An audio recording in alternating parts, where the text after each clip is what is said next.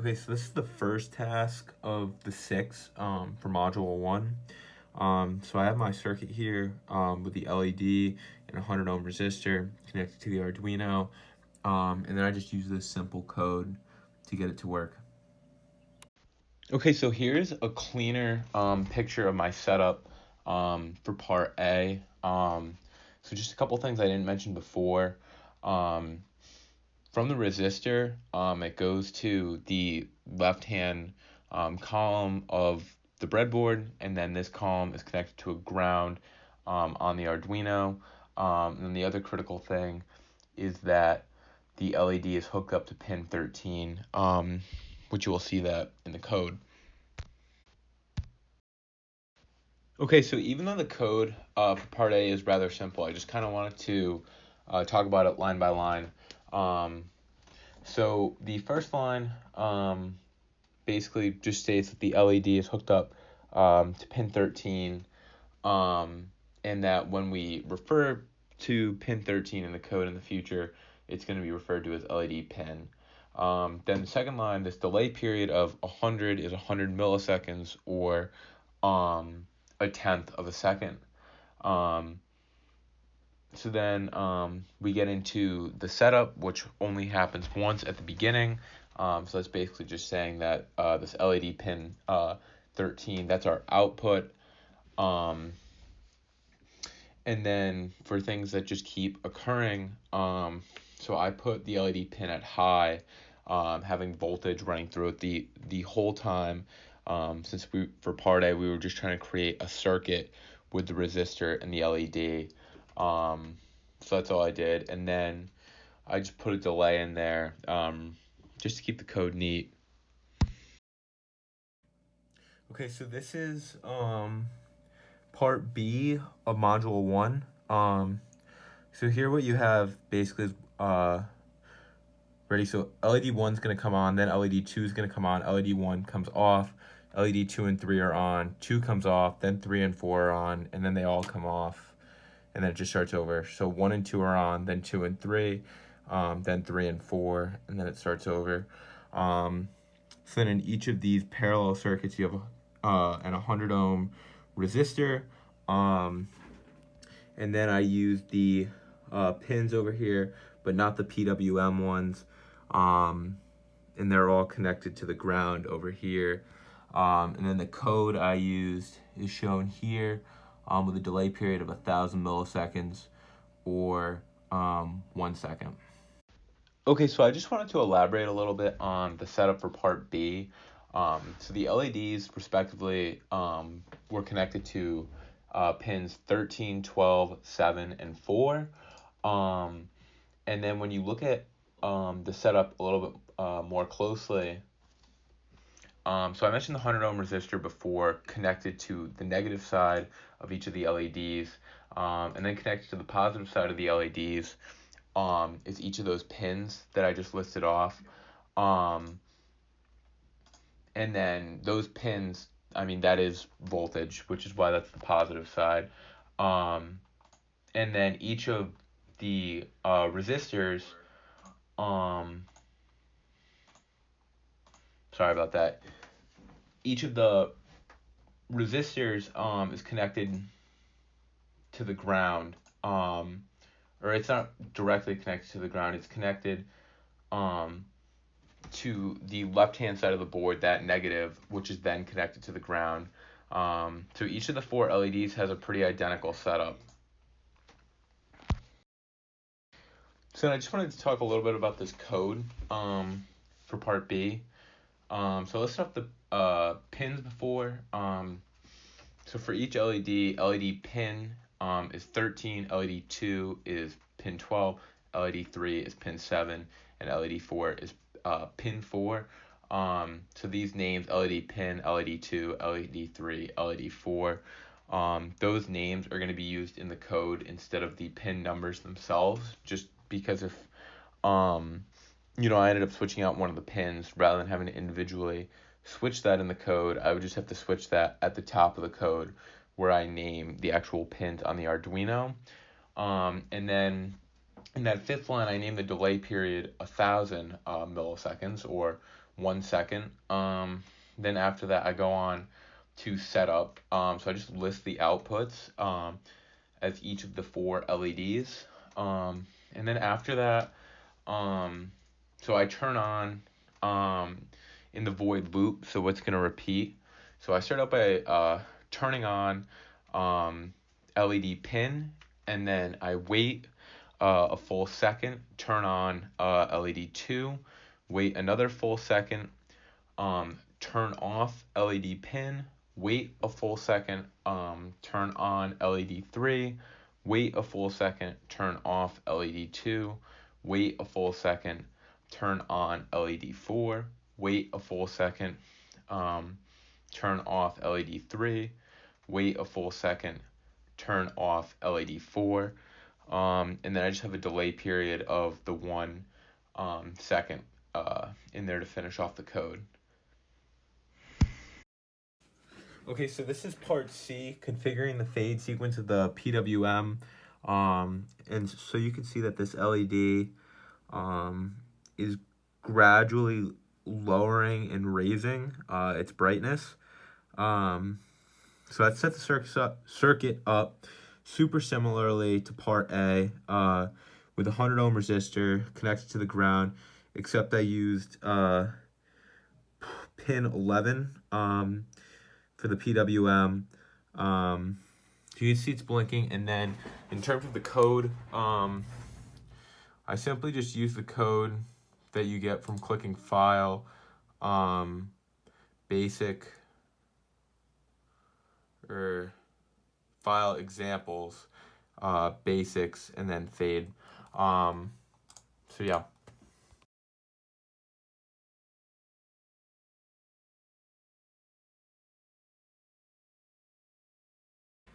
Okay, so this is the fourth part, or part D, of module 1, using the button. So with my button, I chose to do basically to have the button do the function listed in part B, having the LED lights and resistors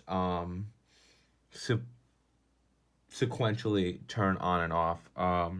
So here's my circuit doing that. Okay, so I'm gonna press the button.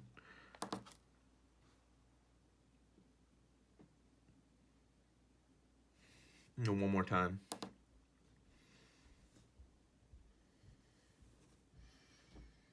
And there's the circuit. And then here's the code that I used to write that. So basically I just added in some commands for the button, listing that the initial button state is 0, the button pin is 2, the button pin is the input, and for everything that happens with the LEDs, the state of the button needs to be on high. Oh, kind of bumped my camera off. Okay, so I just wanted to explain my setup relating to the button in depth. So with this setup, I have 3 LEDs, each of them in series with a 100 ohm resistor, but each of these 3 LEDs are in parallel to each other. So basically coming into each of the LEDs, the positive side is coming from a pin. So for the pins, I picked 13, 4, and 2. Basically just any of the 3 pins could be picked, but not the PWMs. So then it went through the LED to that 100 ohm resistor, and then each of the LEDs and resistors were then connected to the left-hand column, the negative for grounding. So then for each of the columns, those LEDs were connected back to that column, and then 2 of the strands in that column, because I had so many wires, were then connected back to the ground on the Arduino, just to ground each circuit. And then in addition to the LEDs, I also had this button that started the cycle. So I had the button, and then to the right hand side of the button, I have an 100 ohm resistor that is then connected to the ground. And then also on the right hand side above that resistor, I have this blue wire that connects to pin 2. And then on the left hand side, so going off the other prongs, kind of like if you look at like the AD versus BC. So I was just describing AD with the resistor, and literally everything I just said was on the AD side. Now if we flip over to the BC side, we just have one wire that connects this button to the 5 volts to get power. Okay, so now I just wanted to discuss the code I used for the button. So this first line just describes that one of the LEDs was hooked up to pin 13. The second line describes that an LED was hooked up to pin 12. The third line describes that an LED was hooked up to pin 4. And then this fourth line describes that the button was hooked up to pin 2. The fifth line describes the button state was 0 or low. So basically that there was no voltage going through the button initially, so nothing is happening. And then that sixth line, delay period of 1,000. Basically, anything below that, when I say the delay period, it's going to be 1,000 milliseconds or 1 second. Then the setup, so the stuff that happens only once. We know that all 3 of the LEDs on the breadboard are the outputs, and the button is the input, or basically pressing that button is going to get the LEDs to light up. And then the stuff that's repeated after pressing the button or loop is what happens with the LEDs. But before that, basically that these first 2 lines basically state that anything that needs to happen with the LEDs can only happen if the button state is high or if there's voltage going through the button. So then that first line after button state high, right after the bracket, basically states that the LED 2 is going to be high. Then there's going to be a 1 second delay. Then LED 3, there's going to be voltage through that. Then there's going to be a 1 second delay. Then LED 2 is going to go off. Then there's going to be a 1 second delay. Then LED pin is going to turn on. Then there's going to be a 1 second delay. Then LED 3 is going to go off. Then there's going to be a 1 second delay. Then LED pin is going to go off. And then there's going to be a 1 second delay just at the end. Okay, so here is my circuit for the 5th part, or part E of module 1. So it's set up very similarly to part A,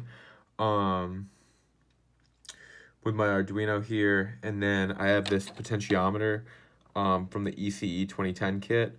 So currently I have the LED at the dimmest setting on the potentiometer. So then let's see if I can change the resistance to get it noticeably brighter.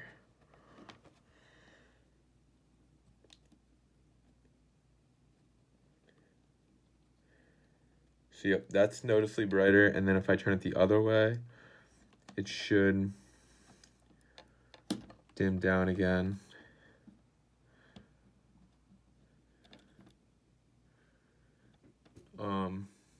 Okay.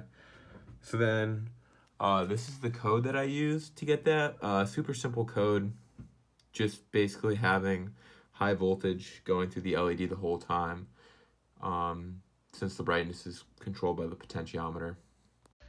Okay, so since the code for part E is like the exact same as part A, I'm only going to look at basically my experimental setup.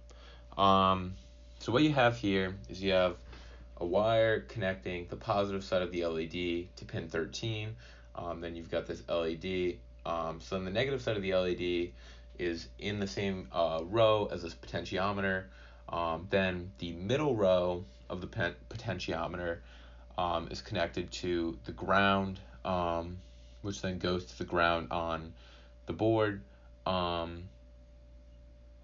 that's it.